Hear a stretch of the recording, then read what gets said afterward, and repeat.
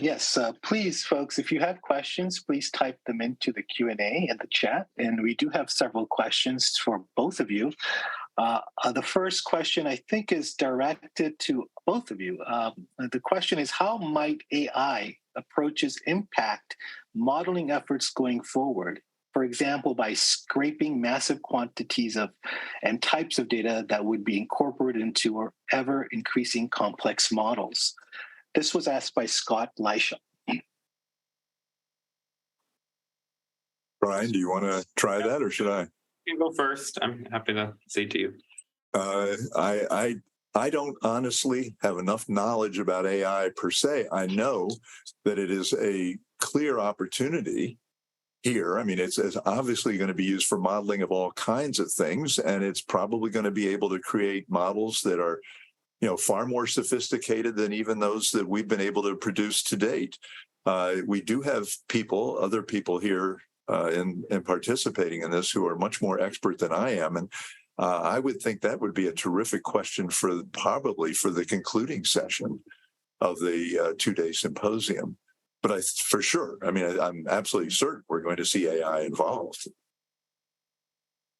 And I would agree with Ken. I think it's one of those really emerging areas of innovation, and that's what we need in science. That's how science works, right? And if we've got a way that can get information more rapidly, more accurately, and help provide a more robust picture, I definitely think that it's a great area of opportunity. The balance is, what is the potential bias that could be introduced as a result of that? And so I think you really got to do your due diligence in terms of formative work to seeing what the potential impact could be. But the good news is we kind of have our gold standards. We have our ways of doing things, and you can evaluate quantitatively what the potential impact would be through various, AI innovations. So I think definitely would love to see more discourse on that, and certainly something, FDA CTP follows the data.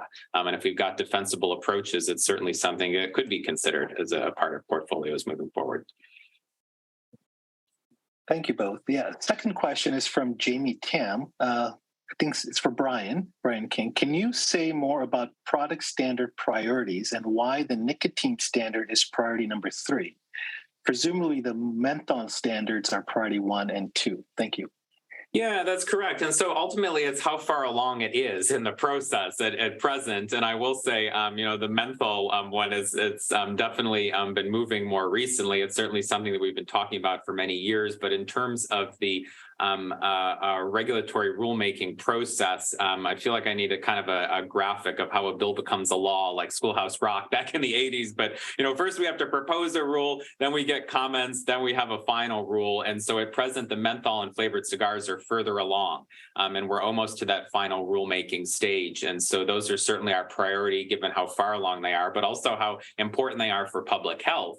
And that goes for the nicotine standard as well. We have a cadre of different different product standards that we could implement, including the nicotine standard, but we're really prioritizing those that are going to have the greatest impact on public health and also where we have the strongest science. And I do remind folks that we're still a relatively young center. So we're still at that stage where we're implementing these foundational rules. And so there's undoubtedly going to be more to come, but we're 13 years in compared to centers that are over 100 years in. And so really we're looking at where can we get the greatest impact right now, particularly on combustibles. And so that's why we're focusing these initial 3 product standards where we're going to get that greatest impact at the overall level, but also particularly the important health equity component that I harp on a daily basis, and Ken also appropriately noted earlier in his remarks. Thank you, Brian. This question is from Rafael Meza to Brian King. What recommendations do you have for modelers to prioritize their work and develop models that are most helpful to FDA CTP and the regulatory process in general? Yeah, so I would say, be very mindful of the information that we specifically request. So when we open up proposed rules for public comment, you can read between the lines on very specific areas of interest and focusing the models on a way that are going to accurately address and account for those factors as well is very useful for us.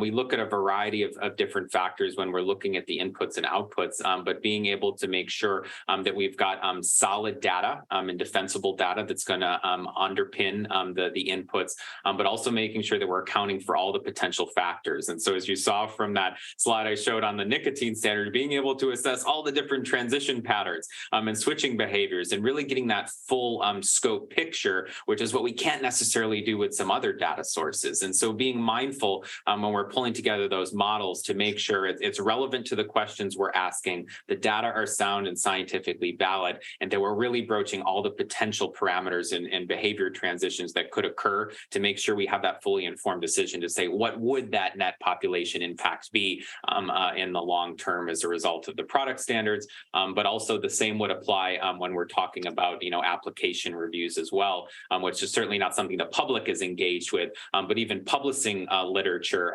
being mindful of those specific drivers is also useful to us. Ritesh, Yes. could I just like to add something to that, and I Sure. suspect, I hope that Brian will agree with me. There are going to be lots of analyses that may be addressing issues that are not right in front of FDA at this particular point in time, but could generate some perspective that would be useful for their future contemplation of future regulations. So I think he's absolutely right in response really to Raphael's question. He's right. If you want to help FDA on what's going on right now, take a look at what their specific agenda is. But we should also appreciate the role of modeling for contemplating other possible future regulations that may not be on their agenda at the moment. Yeah, it's a good point. And I would also reinforce, too, if we look at how tobacco control has functioned for many years, there's also potential merit to this at the state and local level as well. And so being mindful of geographic potential, if there's anything we've learned from tobacco control is things galvanize from the bottom up. And if you look at taxation and smoke-free and being mindful that there is still benefit as well to potential modeling around subnational. And so, I think the being mindful, proactive is a really good point, and also being considerate of, the fact that it may not be national policy, but there's also potential at the subnational as well for this to be really informative as states and localities consider things that may be similar to or even above and beyond what the FDA is considering or currently pursuing. Thank you both. This question has to do with, the issue of transparency. It's a question to both of you. Do you think models used to support regulations be made fully available, make the code publicly available, for example? Why or why not?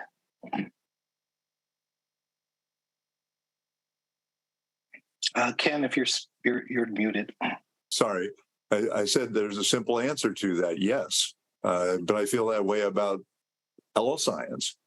There are complications in making too much available in the sense that you may be giving away the store, what you've been working on for all those years and giving somebody else the ability to use it, but hopefully they would use it honestly and acknowledging it appropriately. But my sense is that's the way science should work, is we should be as transparent as possible. I agree completely.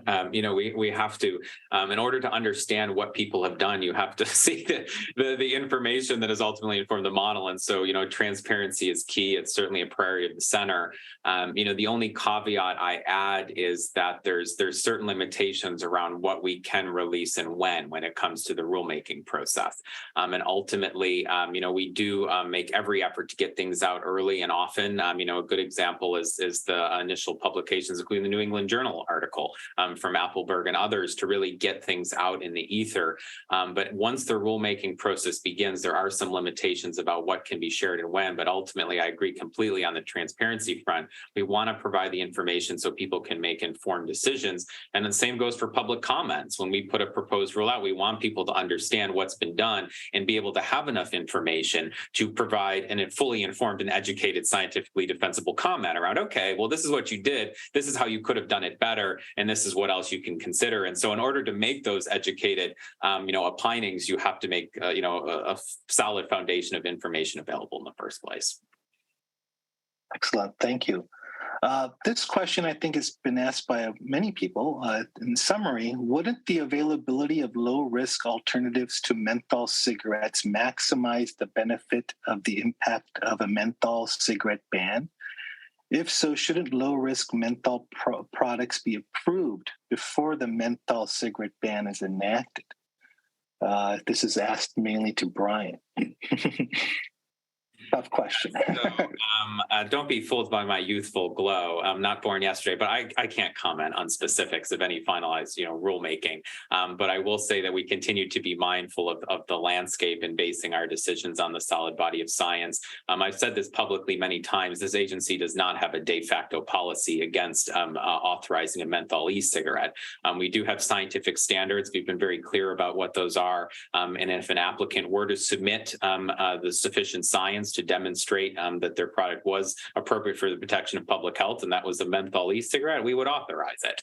And so although we've had recent negative decisions for the first several that have come out of the gate, that doesn't mean that there's not potential for those to be authorized. And we have accounted for different factors, including in our modeling, to make sure that we do consider various scenarios related to that. But ultimately, I cannot give specifics on where we're going to land, but it's certainly something of high import and discussion. Yeah, I'd like to just add to that, and I fully understand what Brian is saying, where they're coming from, and what the agency is capable of doing and has to do. This is actually a good example, and it's one that I offered in my comments, of where research and modeling that is not directed at a current proposed policy or regulation by FDA may be of great utility.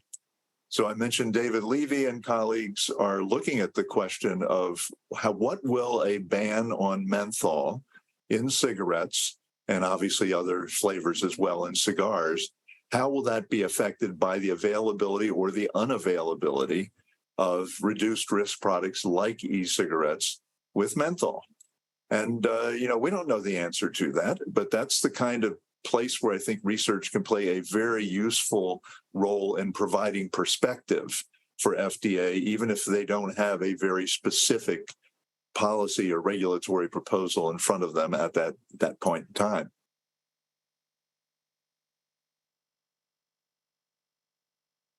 Oh, I think you're on mute. You're muted, Ritesh. Sorry. I think this will be our last question. It's a question by, where did it go? Michael Pesco. It's a technical question. Does the FDA do any post hoc analysis of structural modeling to see how well they perform? Should any post hoc analysis reveal that the model was poor? Are there any mechanisms to adjust policy as a result of that? Or are the policies set in stone at that point? And so there is no ability to rescind policy mistakes on account of mistakes in the modeling assumptions. I think this is for Brian. Yeah, so I'll say that we ultimately have a process that we follow to ensure that it's as robust as possible from the get-go.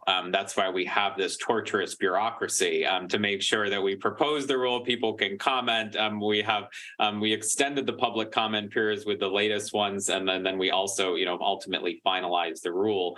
That said, in terms of nuances and processes, I can't comment on further, but we are committed to getting the science right, and so we always strive to have the best available science. And if at any point we find out that the science isn't sufficient, we would certainly take action to approach that. But ultimately, we're confident in the science heading into the product standards. And the reason we do engage the public is to make sure that everyone has the opportunity to identify those issues heading into it. But ultimately, it's a collective approach, and that's the reason why, to make sure we capture these things and the ultimate final rule is as robust as possible.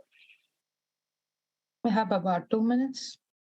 Oh, great. We still have a little more time. Okay, let's see. This question is from Jamie Tam to Brian King. Can you say more about how modeling research on e-cigarettes does or does not influence how e-cigarette marketing authorizations are made? Many models have demonstrated the potential of net population health benefit of e-cigarettes, but PMTA review evaluates product-specific data.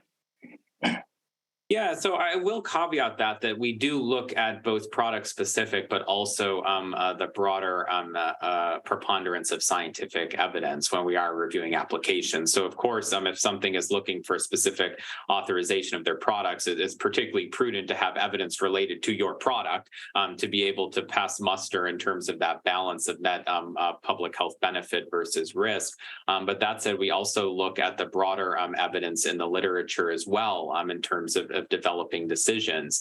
And so I would say that, we definitely need people to continue to publish this type of science and evidence and get it out in the scientific literature to make sure that we are able to use it in informing our decisions. But ultimately, it's not an either or. Ultimately, we have to have sufficient scientific evidence to answer the questions we need to make a determination around authorization, and that include multiple factors, but it's not just application specific. We also do look to the broader literature, and so I'd encourage folks to continue to publish and document so we can make fully informed decisions when we are reviewing all these applications.